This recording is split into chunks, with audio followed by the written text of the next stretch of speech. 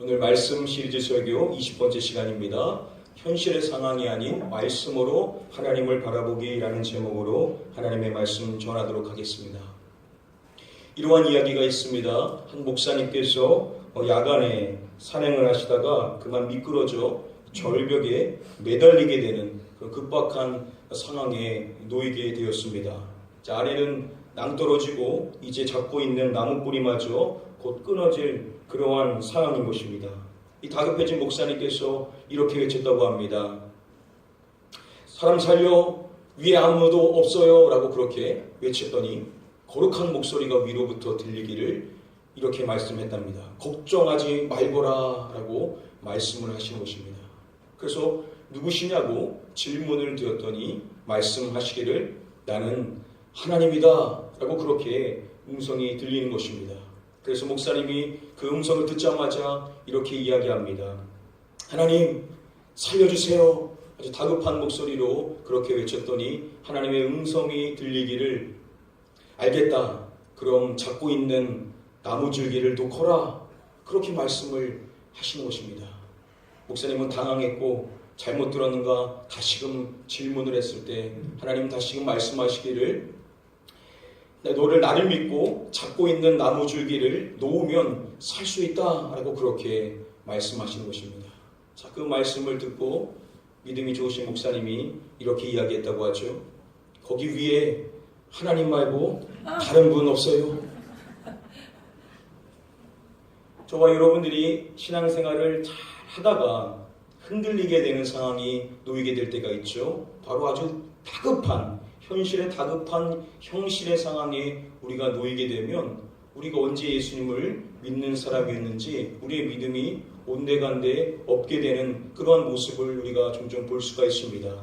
그의 이유가 무엇이냐면 현실의 상황이 너무 다급하다 보니까는 하나님을 우리가 바르게 바라보지 못하기 때문에 그러한 믿음의 흔들림에 놓이게 되는 것입니다. 저와 여러분들은 계속해서 시편 119편 말씀 살펴보고 있는데요. 이제 오늘 우리가 살펴볼 말씀은 오늘 18번째 연의 말씀 137절부터 144절 이 말씀을 통하여서 우리는 무엇을 배워볼 수 있냐면요. 우리가 아주 어려운 현실의 상황에 놓여 있다 하더라도 우리가 그 속에서도 온전히 하나님을 바라볼 수 있기 위하여서 우리가 실천하며 살아가야 될 것이 무엇인지를 우리가 세 가지로 배워볼 수가 있습니다. 오늘 그 세 가지의 가르침이 무엇인지 한번 하나씩 같이 한번 살펴보기를 원합니다. 우리 함께 다음에 본문 말씀 137절의 말씀 같이 한번 읽어보겠습니다. 여호와여 주는 의로우시고 주의 판단은 옳으니이다.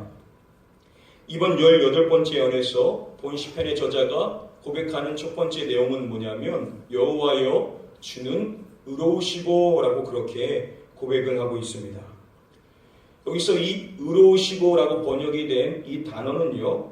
헬라 히브리어 원어 가운데 차다크라는 그러한 단어에서 유래된 단어입니다. 이번 18번째 연의 말씀을 살펴보면 이 차다크라는 단어에서 유래된 단어가 무려 몇 번이나 쓰이게 되냐면 총 5번이나 쓰이게 되는 것을 볼 수가 있습니다. 한 연에서 이렇게 동일한 뜻을 가지고 있는 의미를 가지고 있는 단어가 5번이나 쓰인 것은 매우 특별한 것인데요. 그만큼 이번 연에서 본 시편의 저자가 강조하고 있는 핵심의 사항은 뭐냐면 여호와 하나님은 의로우신 분이시다 라는 것을 반복하여서 강조를 하고 있는 것입니다.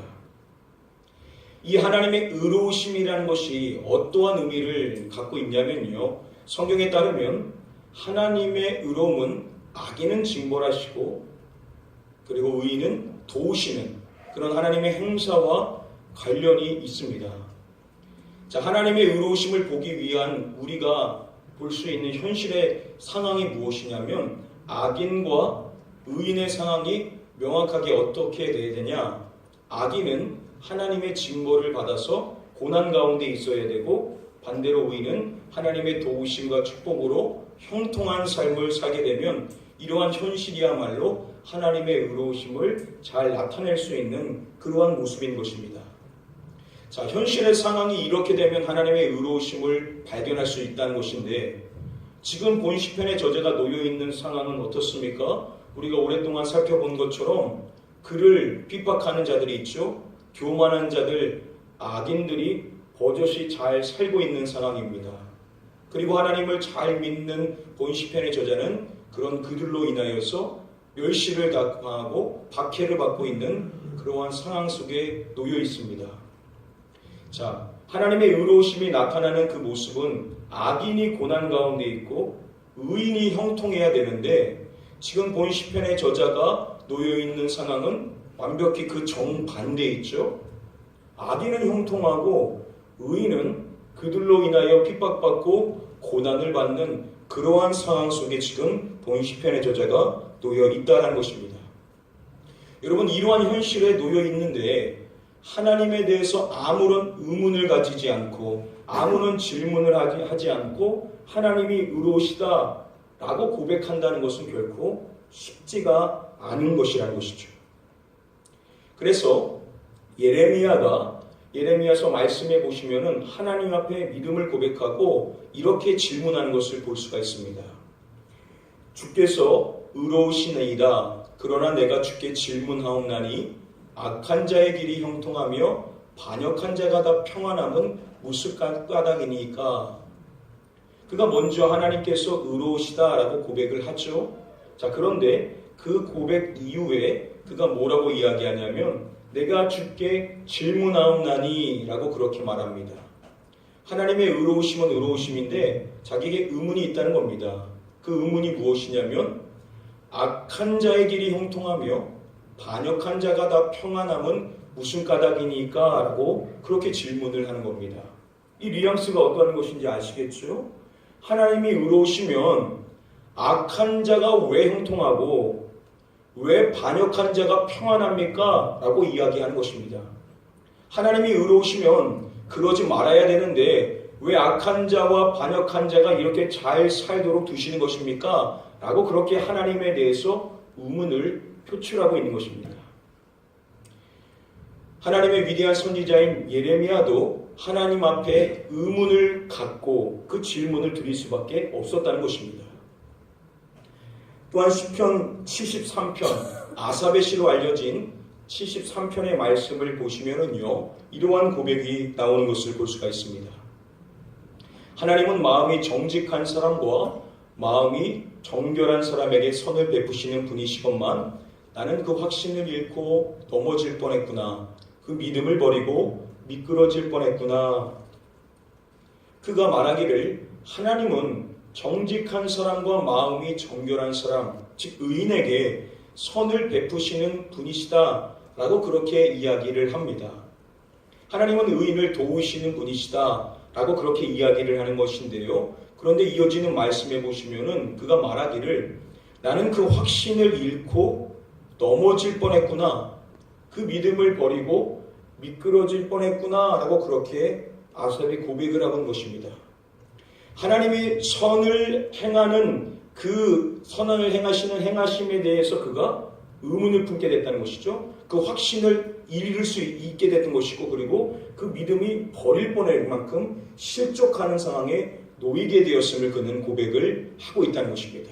그러니까 뭔가 그가 시험에 빠졌다는 것이죠. 그의 믿음이 흔들릴 만한 그러한 현실의 상황을 그가 보게 되었음을 이야기합니다. 자, 그렇다면 그가 하나님에 대한 확신과 그 믿음이 흔들리게 되었었던 그 이유가 무엇이냐면 이어지는 3절 말씀에 보시면은 그가 이렇게 고백을 합니다. 이는 내가 악인의 형통함을 보고 라고 그렇게 고백을 하고 있습니다. 하나님을 향한 그 확신의 믿음, 그 믿음이 흔들리게 되었었던 그 이유가 무엇이냐면 악인들이 형통함의 인생을 살고 있는 것을 그가 목도했기 때문이라는 것입니다.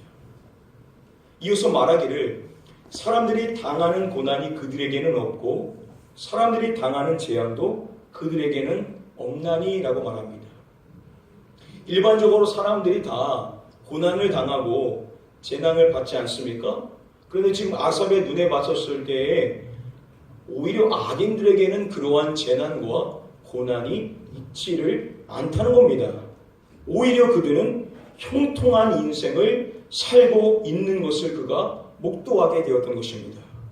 자, 그러한 모습을 보면서 그의 믿음이 흔들렸다는 것인데요. 여러분, 단순히 악인이 형통하고 악인에게 재앙이 없고 고난이 없어서 그의 믿음이 흔들렸던 것이 아니라 보다 근본적인 이유는 무엇이냐면 바로 다음에 그의 고백을 통해서 그 이유를 보다 명확히 확인해 볼 수가 있습니다. 그는 말하기를 나는 종일 재난을 당하며 아침마다 징벌을 받았도다 라고 이야기합니다. 악인은 재난이 없고 고난이 없고 형통한 인생을 사는데 믿음을 지키고 있는 자신은 종일 재난을 당하고 징벌을 받았다라고 이야기를 하는 것입니다. 하나님의 의로우심은 악인이 고난 가운데 있고 의인이 형통해야 되는데 자신이 현실에 놓여있는 상황이 어떠냐? 악인들은 잘 먹고 잘 사는 겁니다. 그런데 자신은 재난을 당하고 징벌을 받고 있는 것입니다. 그러한 현실의 상황에 놓여있다 보니까 그가 믿음이 흔들리게 될 수밖에 없었음을 그는 고백을 하고 있는 것입니다. 지금 본 시편의 저자가 바로 이러한 상황 속에 놓여있는 것이죠. 교만한 자들, 악인들은 버젓이 인생을 잘 살고 있습니다. 그런 그들로 인하여서 자신이 멸시를 받고 박해를 받고 있는 그러한 부조리한 현실의 상황 속에 그가 놓여 있는 것입니다. 하나님의 의로우심이 나타날 만한 상황이 하나도 없고 오히려 그 정반대의 상황 속에 자신이 노출되어 있다는 것이죠. 현실의 상황에 하나님의 의로우심을 볼 수 있는 그러한 요소가 하나도 있지를 않다는 것입니다. 그럼에도 불구하고 오늘 본문의 말씀을 살펴보면 본 시편의 저자가 하나님에 대해서 어떠한 의문을 품지를 않습니다. 어떠한 질문을 하지 않습니다. 그의 믿음이 흔들리는 모습을 볼 수 없고 오히려 그의 믿음은 더욱 단단해져서 하나님 앞에 간구하는 내용은 단 하나밖에 등장을 하지를 않더라는 겁니다. 여러분, 도대체 그 이유가, 그 비결이 어디에 있냐는 것이죠. 오늘 본문 말씀 가운데 우리 다음의 말씀을 같이 한번 읽어보도록 하겠습니다. 주께서 명하신 증거들은 의롭고 지극히 성실하니이다. 그가 고백하는 두 번째 내용은 뭐냐면 주께서 명령하신 증거들, 하나님의 말씀에 대해서 이야기하는데 그 말씀을 설명할 때 의롭고 지극히 성실하니이다 라고 그렇게 하나님의 말씀에 대해서 고백을 하고 있습니다. 하나님의 말씀이 의롭고 성실하다라는 이 고백에는 어떠한 의미를 가지고 있냐면 하나님의 말씀은 절대적으로 신뢰할 수 있다라는 그러한 의미를 가지고 있습니다. 그가 고백하는 내용이 뭐냐면 하나님의 말씀이야말로 자신이 절대적으로 신뢰하는 대상임을 그가 이야기를 하고 있다는 것입니다. 그가 하나님의 말씀을 절대적으로 신뢰하는데 그 하나님의 말씀이 일관되게 이야기하는 하나님에 대한 진술이 무엇이냐면 다음에 신명기의 말씀을 보시면 이렇게 이야기합니다. 그는 반석이시니 그가 하신 일이 완전하고 그의 모든 길이 정의롭고 진실하고 거짓이 없으신 하나님이시니 공의로우시고 바르시도다 라고 이야기합니다. 지금 이 말씀이 이야기하고 있는 상황은 결국 하나입니다. 하나님의 일하심이 완전하고 정의롭고 진실하며 거짓이 없으며 결국 공의로우시고 바르시다 라고 이야기하는 것은 결국 오늘 본문의 말씀에서 시편의 저자가 고백하고 있는 내용, 바로 하나님은 의로우시다 라는 이야기를 여러 가지 단어들을 통하여서 설명을 해주고 있는 것입니다. 본 시편의 저자가 절대적으로 신뢰하는 그 대상이 뭐냐? 바로 하나님의 말씀인데 그 말씀을 신뢰하는 그가 그 말씀을 통하여서 확증받는 내용이 무엇이냐면 하나님은 의로우시다는 것입니다. 성경은 이것을 계속해서 선포하는 것이고 그는 이 말씀이 절대적으로 신뢰의 대상임을 그는 알고 있는 것입니다. 그러한 상황 속에 있다 보니까 비록 그가 놓여있는 현실의 상황은 하나님의 의로우심이라고 보여질 수 있는 요소가 하나도 없습니다. 악인이 형통하고 의인, 자신은 고난을 받는 그러한 말도 안 되는 부조리한 현실의 상황 속에 그가 놓여있음에도 불구하고 그가 고백하는 내용은 무엇이냐면 하나님은 의로우시다. 성경의 고백으로 끝나는 것이 아니라 자신의 삶을 통하여서 고백될 수 있는 믿음의 고백을 그가 드릴 수가 있었다는 것인데, 그 비결은 뭐냐? 바로 하나님의 말씀을 흔들림 없이 절대적으로 신뢰하는 그 믿음이 있었기 때문에 그는 현실의 부조리한 상황 속에서도 진솔한 믿음의 고백을 하나님께 드릴 수가 있었다라고 성경은 우리에게 말씀해 주고 있는 것입니다. 제가 시카고에 있었을 때 트리니티 신학교에서 같이 수업을 들었던 분 가운데, 여자 전도사님 분 가운데 지금은 고인이 되신 고 유석경 전도사님이라는 분이 계셨습니다.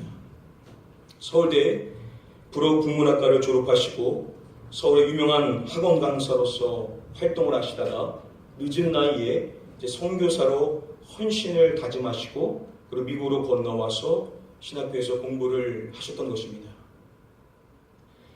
그래서 신학에서 공부를 하는데 언제부턴가 원인 모를 두통이 생기는 겁니다. 근데 한국에 나가기가 너무나 힘드니까 그냥 붙잡고 계속해서 기도하면서 학업에 매진하게 됩니다. 그리고 이제 한 학기를 마치고 한국에 돌아가서 지구촌교회에서 인턴 사역을 하게 되면서 병원을 찾아갑니다. 그런데 병원에서 하는 말이 너무 늦었다는 것입니다. 이미 직장암 말기로서 수술을 해도 길어야 1년, 오래 살아야 1년밖에 살 수 없다라는 그러한 시한부 선고를 받게 됩니다. 그럼에도 불구하고 이수경 전사님은 항암 치료를 받지를 않습니다. 그리고 그때부터 뭘 하냐면 여러 교회를 돌아다니면서 복음을 증거하는 복음 전도자의 사명을 감당하게 됩니다. 많은 사람들이 이 고 유 전사님에게 질문하기를, 왜 너에게 이런 일이 있었냐?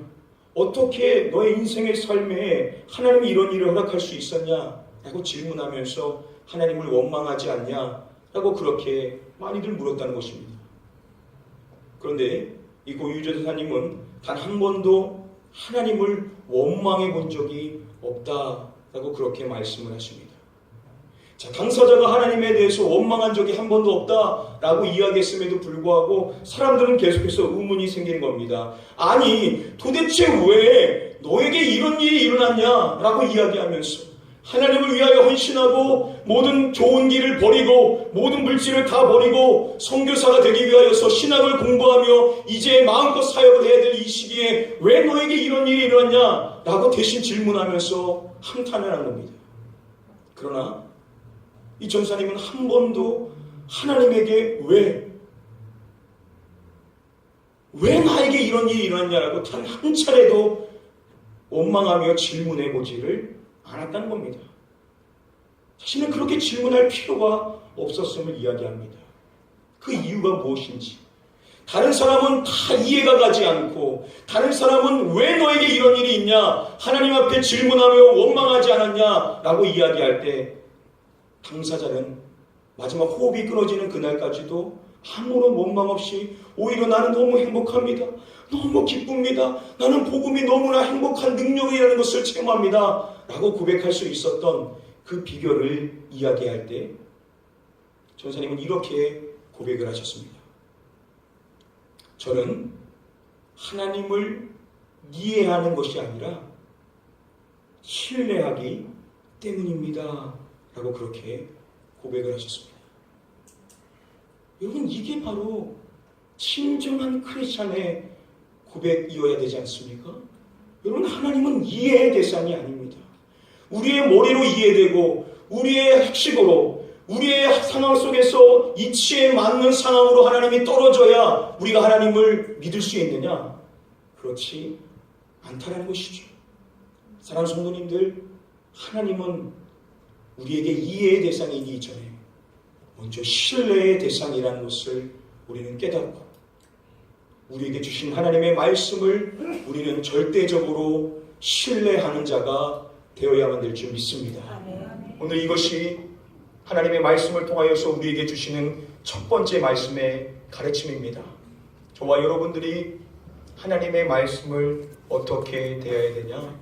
우리는 하나님의 말씀을 이해하는 대상으로 먼저 볼 것이 아니라 절대적으로 신뢰하는 자가 되어야만 된다라고 우리에게 첫 번째로 말씀해 주시고 계십니다. 아멘. 사랑하는 성도님들, 하나님의 말씀을 우리가 신뢰의 대상으로 여겨서 이 말씀이 고백하는 그 모두한 고백이 저와 여러분들의 살아있는 신앙의 고백이 되시기를 주님의 이름으로 간절히 축복드립니다. 아멘. 첫 번째로 하나님께서는 하나님의 말씀을 절대적으로 신뢰해야 된다라고 첫 번째로 말씀해 주시고 계십니다. 우리 두 번째 말씀 가르침 받기 위하여서 다음에 139절의 말씀 같이 한번 읽어보도록 하겠습니다.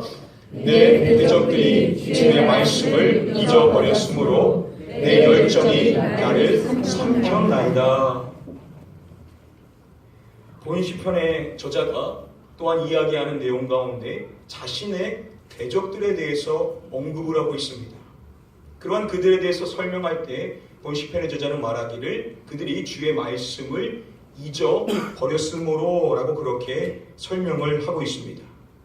여러분, 그들이 하나님의 말씀을 잊어버렸다라는 것은 그들이 애초부터 말씀을 몰랐던 자들이 아니라는 것이죠. 그들은 그 말씀을 알고 있던 자들이고 그 말씀을 지키는 자들이었다는 것입니다. 그런데 그런 그들이 하나님을 떠나 말씀을 잊어버리게 되었음을 이야기를 하고 있는 것입니다. 여러분, 한때는 함께 믿음으로 살아갔던 사람입니다. 그런데 그러한 주변에 있는 많은 사람들이 하나님을 떠나 말씀을 벗어나 인생을 살아가는 그러한 현실의 상황 속에 본 시편의 저자가 놓여 있었던 것입니다.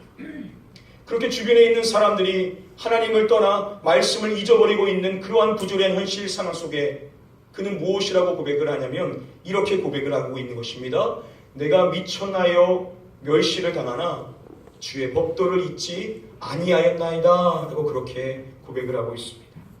많은 주변에 있는 사람들이 하나님을 떠나 말씀을 잊고 있는 그러한 현실의 상황 속에 그는 무엇이라고 이야기하냐? 내가 아무리 비천하여 멸시를 당하고 있지만 그러한 상황 속에서도 자신은 주의 법도 하나님의 말씀을 잊지 아니하였다라고 그렇게 고백을 하고 있는 것입니다. 여러분, 시편 119편 말씀을 보시면은 이러한 유사한 고백을 우리가 빈번하게 찾아볼 수가 있습니다.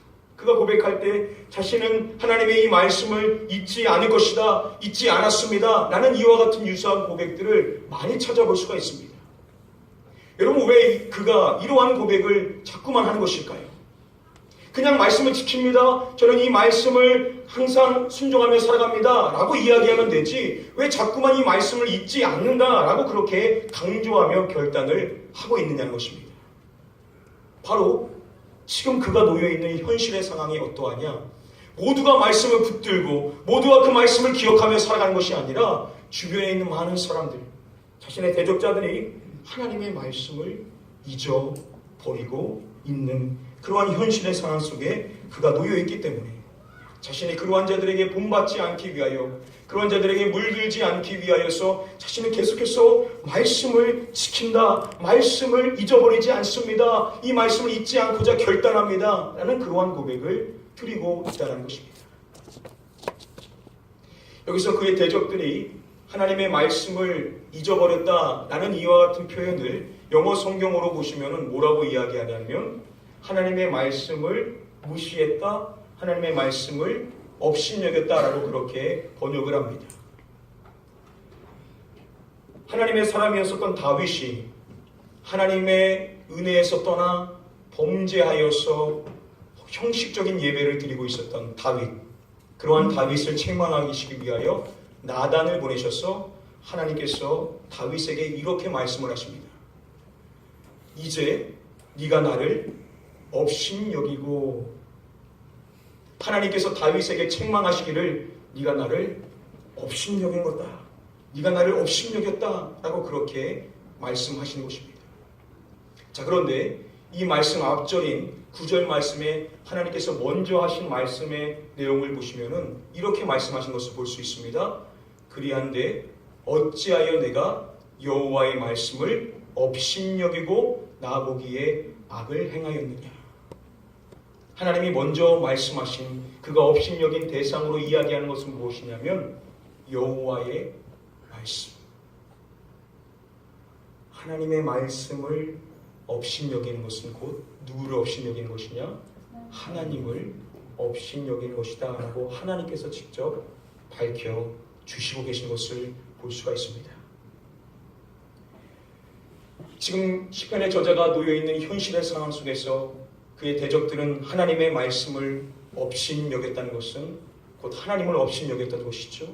그들이 하나님을 업신여기고 그 말씀을 잊어버리는 그러한 상황 속에 놓여 있었지만 본 시편의 저자만큼은 그 말씀을 잊어버리지 않았다, 자신의 그것을 잊지 않았다라고 고백을 한다는 것은 곧 무엇을 이야기하는 것입니까? 그들이 말씀을 잊어버렸던 것은 결국 하나님의 말씀을 업신여겼던 것이 우선이죠.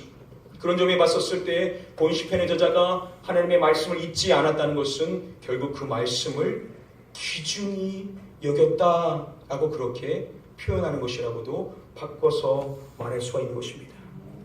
하나님의 말씀을 그가 귀중히 여겼더니 주변에 있는 많은 사람들이 그 말씀을 떠나 그 말씀을 업신여기고 살아가는 그러한 부조리한 현실의 상황 속에서도 그는 믿음이 흔들리지 않을 수 있었던 그 중요한 비결이 뭐냐? 그는 하나님의 말씀을 귀중히 여겼기 때문이다 라고 우리에게 말씀해 주시고 계시는 것입니다. 바로 이것이 오늘 말씀을 통하여 하나님께서 우리에게 주시는 두 번째 말씀의 가르침입니다. 우리가 하나님의 말씀을 어떻게 대해야 되냐? 우리는 하나님의 말씀을 세상의 그 어떠한 가치보다 귀중히 여기고 그 말씀을 잊지 않아야 된다라고 우리에게 말씀해 주시고 계시는 것입니다.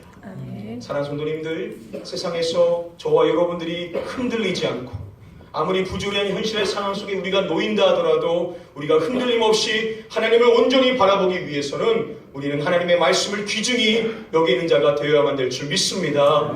이 말씀을 귀중히 여기는 자에게 하나님은 반드시 하나님의 은혜로 갚아 주신다는 사실을 기억하고 우리는 더욱 하나님의 말씀을 귀중히 여기는 자가 되어야만 될 줄 믿습니다. 하나님께서는 저와 여러분들에게 두 번째로 하나님의 말씀을 귀중히 여겨야 된다라고 우리에게 말씀해 주십니다. 이제 마지막으로 우리 다음에 본문 말씀 143절의 말씀 같이 한번 읽어보도록 하겠습니다. 환난과 오한이 내게 미쳤으나 주의 계명은 나의 즐거움이니이다.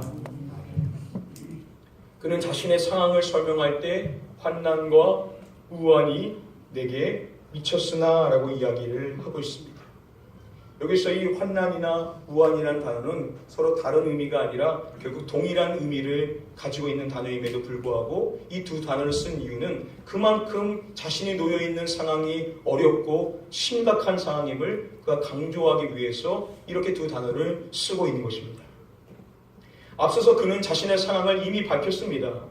자신은 비천하여서 멸시를 당한다라고 그렇게 자신이 고난 상황 속에 놓여 있음을 그는 이미 밝혔음에도 불구하고 그는 또다시 말하기를 자신은 환난과 우한 속에 있음을 그가 자신의 고난을 반복하여 설명을 하고 있습니다. 여러분 비참하지 않습니까? 자신이 놓여 있는 상황이 미천하고 멸시를 받고 환난을 당하고 우한 속에 있는 것입니다. 여러분 이런 상황 속에 놓여 있으면 울부짖으며 한탄하며 슬퍼해야 정상인데 오늘 말씀해 보시면은 본 시편의 저자는 자신의 그런 현실의 상황과는 전혀 어울리지 않는 그러한 고백을 하고 있는 것을 볼 수가 있습니다. 그가 무엇이라고 말합니까? 자신에 대해서 말할 때 즐거움에 대해서 이야기를 하고 있습니다. 아니 미천과 멸시와 환난과 우한이면 울부짖으며 한탄하며 애통하여 슬퍼하는 것이 정상인데 오히려 그러한 상황 속에 그는 즐거움을 누렸다라고 그렇게 고백을 하고 있는 것입니다. 그의 그 즐거움의 원천은 어디에 있었냐? 그는 이렇게 말하죠. 주의 계명은 나의 즐거움이니이다 라고 말합니다. 여러분 현실의 상황이 너무나 어렵습니다. 그런데 그의 믿음이 흔들리지 않고 오히려 즐거움을 유지할 수 있었던 비결이 무엇이냐? 그는 하나님의 말씀을 즐거움으로 삼았기 때문이다 라고 우리에게 말씀해 주시고 계신 것입니다. 여러분 우리가 환경에 따라 우리의 믿음이 바뀐다라고 한다면 믿는 사람이나 믿지 않는 사람이나 무엇이 다릅니까? 진정으로 믿는 사람은 어떠한 사람이냐? 아무리 고난의 상황 속에 놓인다 하더라도 그 기쁨을 잃지 않는, 하나님을 향한 즐거움을 잃지 않는 자인데, 그러한 삶을 살기 위해서는 우리가 어떻게 해야 되냐? 평소에 우리가 하나님의 말씀을 나의 즐거움으로 삼아 인생을 살아야 된다라고 우리에게 말씀해 주시고 계신 것입니다. 바로 이것이 오늘 본문 말씀을 통하여 하나님께서 우리에게 주시는 마지막 말씀의 가르침입니다. 사랑하는 성도님들, 세상에 즐거움을 삼을 만한 많은 것들이 있지만 하나님께서는 우리가 흔들림 없이 온전히 하나님을 바라보기 위해서 우리가 평소의 삶에 하나님의 말씀을 우리의 즐거움으로 삼아 그 말씀을 가까이 하고 그 말씀을 읽고 그 말씀을 암송하며 읊조리는 삶이 되기를 원하신다라는 사실을 다시금 깨달으시는 저와 여러분들 되시기를 주님의 이름으로 간절히 축복하며 축원드립니다. 오늘 말씀 간단히 정리해 드리도록 하겠습니다. 하나님께서는 우리가 어떠한 부조리한 상황 속에 놓인다 하더라도 우리의 믿음이 흔들림 없이 하나님만 바라보기를 원하시는데, 우리가 그렇게 하기 위해서 하나님의 말씀을 대하는 자세가 다시금 새로워야 점을 이야기하십니다. 먼저 첫 번째로 우리는 이 하나님의 말씀을 절대적으로 신뢰해야 된다라고 우리에게 첫 번째로 말씀해 주시고 계십니다. 때론 말씀이 이해가 되지 않을 수가 있습니다. 때론 말씀이 어떠한 의미인지 도저히 납득되지 않을 때가 있습니다. 그러나 우리는 첫 번째로 놓치지 말아야 될 중요한 사실, 하나님의 말씀은 이해의 대상이기 이전에 먼저 신뢰의 대상임을 우리는 기억하고 하나님이 주시는 말씀을 절대적으로 신뢰하시는 저와 여러분들이 되어야만 될 줄 믿습니다. 두 번째로 하나님께서는 우리에게 말씀해 주십니다. 우리는 이 하나님의 말씀을 귀중히 여겨서 이 말씀을 잊지 않는 자가 되어야만 된다라고 우리에게 두 번째로 말씀해 주시고 계십니다. 우리가 하나님의 말씀을 소중히 여기고 이 말씀을 잊지 않고자 한다면 우리의 상황이 아무리 어렵고 힘들다 하더라도 저와 여러분들은 그 속에서도 하나님의 일하심을 발견할 수 있는 믿음의 눈이 열리게 될 줄 믿습니다. 마지막으로 하나님께서는 우리에게 말씀해 주십니다.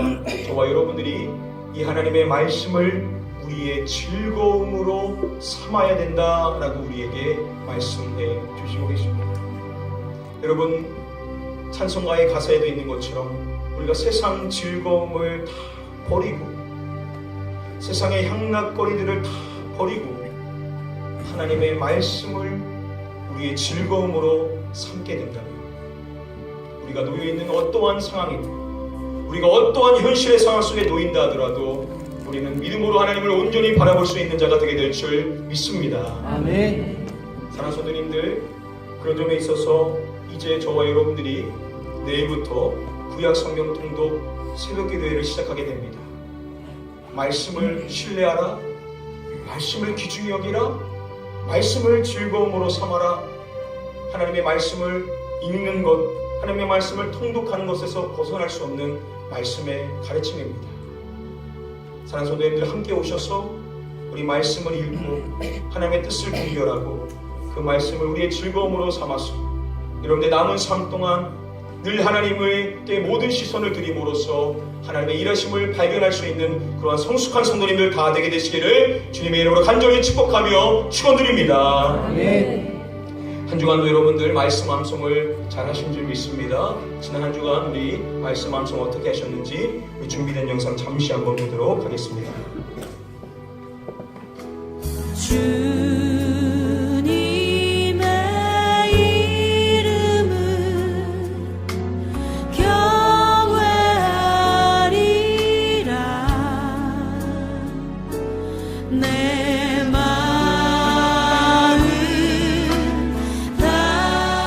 주의 말씀을 열면 빛이 비추어 무도한 사람들을 깨닫게 하나이다. 시편 119편 130절 말씀. 아멘.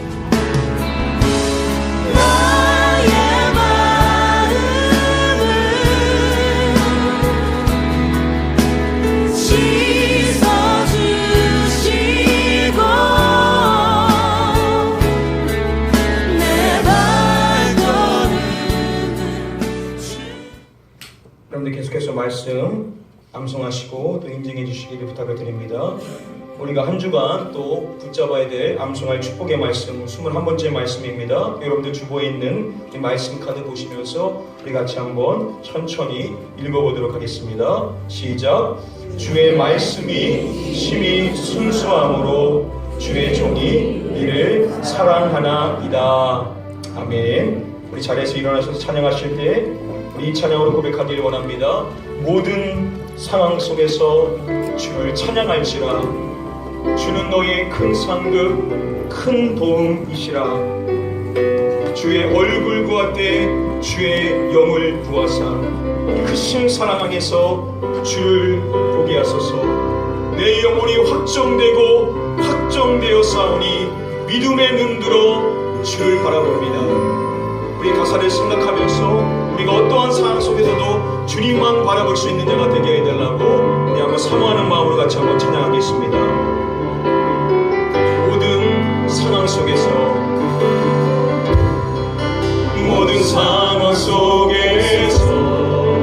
주를 찬양할지라. 주를 찬양할지라. 주는 너의 큰 상급, 주는 너의 큰 상급, 큰 도움이시라. 큰 도움이시라. 주의 얼굴 구할 때, 주의 얼굴 구할 때, 주의 영을 부사, 주의 영을 부사, 크신 사랑 안에서, 크신 사랑 안에서 주를 보게 하소서. 주를 보게 하소서. 우리 믿음으로 찬양하겠습니다. 내 영혼이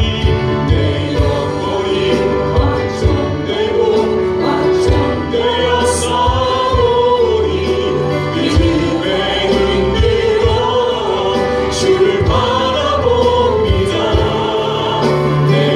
내 영혼이 확정되어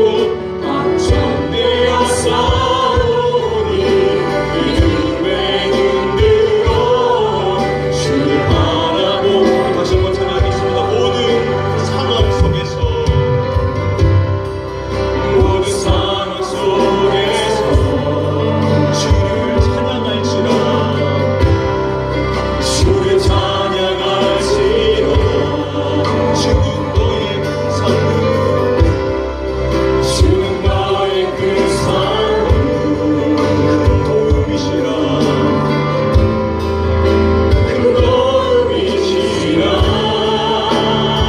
주의 얼굴 구할 때, 주의 얼굴 구할 때, 주의 영을 부사, 주의 영을 부사, 크신 사랑 안에서, 크신 사랑 안에서 주를 보게 하소서.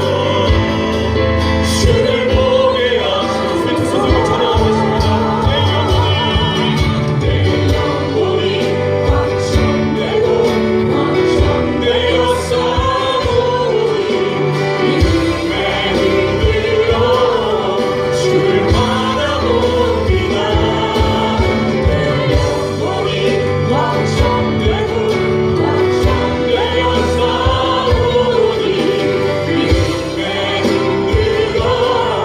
주를 바라봅니다. 우리 목소리로만 고백하겠습니다. 내 영혼이 확정되어 싸우니 믿음의 눈들어 주를 바라봅니다. 내 영혼이 확정되어 싸우니 믿음의 눈들어. 우리 마지막으로 고백할 때 여러분들의 목소리로만 한번 고백하겠습니다. 내 영혼이 확정되어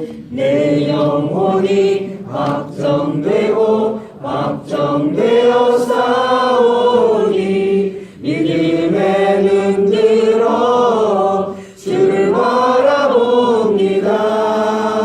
내 영혼이 확정되어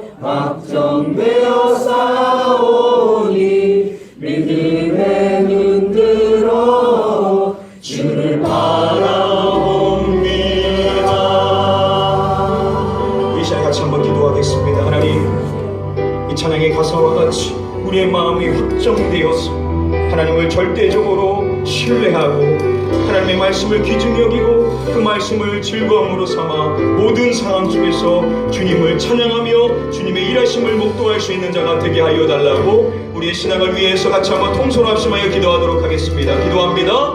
아버지 하나님, 이 자리에 있는 모든 성도님들 모두가 하나님의 말씀을 절대적으로 신뢰할 수 있는 자가 되기를 원하고 그 제자신부터 하나님의 말씀을 다시 그 말씀을 자의 즐거움으로 삼기를 간절히 소원하며 기도합니다.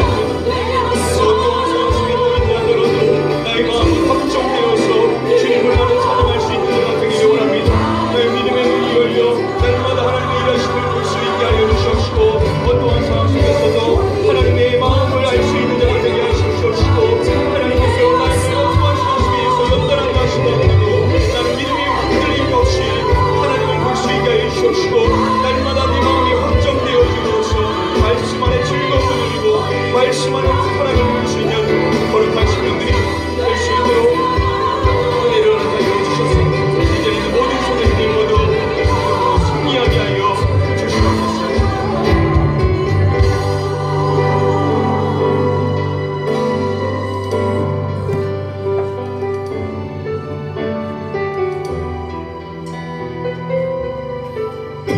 아버지 하나님, 우리가 때론 인생을 살아갈 때 너무나 고통스러운 환경 속에서 과연 하나님께서 어디에 계신지 하나님의 응답이 어디 있는지 의문이 들며 내 통에 눈물이 흘러질 때가 있습니다. 그러나 성경은 우리에게 말씀하시기를 하나님은 의로우시며 공의로우시며 거짓이 없으며 공평하신 분이심을 우리에게 말씀하시기에 우리는 어려운 현실의 상황 속에서 다시금 말씀을 신뢰하며 그 말씀의 고백을 우리의 마음에 심고 우리의 고백이 될 수 있기를 간절히 소원하며 이 시간 기도하오나니 이 자리에 혹시 너무나 고통스러운 현실의 상황 속에 애통하는 우리 성도님들의 그 마음을 어루만지시고 하나님의 말씀을 다시금 신뢰할 수 있는 믿음을 회복시키시사 성경의 그 고백이 진솔한 자신의 고백이 될 수 있는 은혜가 임할 수 있도록 인도하여 주시옵소서. 이를 위하여 우리가 다시 하나님의 말씀을 귀중히 여기고 이 말씀을 우리의 즐거움으로 삼기를 원합니다. 세상에 많은 가치 있는 것들이 있고 우리의 마음을 빼앗는 즐거움거리들이 있지만 우리가 이 시간 다시금 결단하옵기는 하나님의 말씀을 가장 귀중한 보물로 여기고 하나님의 말씀을 나의 가장 큰 기쁨과 즐거움으로 삼기를 원하오나니 이 자리에 있는 모든 성도님들 모두 한 주간 살아갈 때 그 말씀을 가까이 하며 그 말씀을 읽을 때마다 은혜가 임할 수 있도록 성령이여 늘 지혜로서 깨닫게 하시고 은혜로 동행하여 주시옵소서. 이제는 우리 주 예수 그리스도의 은혜와 아버지 하나님의 무한하신 사랑과 성령님의 감화감동 위로교통 축복 충만하신 은혜가 이 시간 다시금 하나님의 말씀을 절대적으로 신뢰하기를 결단하며 머리 숙인 우리 사랑하는 성도님들 머리 위에와 그 가정과 그 일터 위에와 우리 가나안 교회 위에 영원토록 함께 계시옵기를 간절히 축복하며 축원드리옵나이다. 아멘.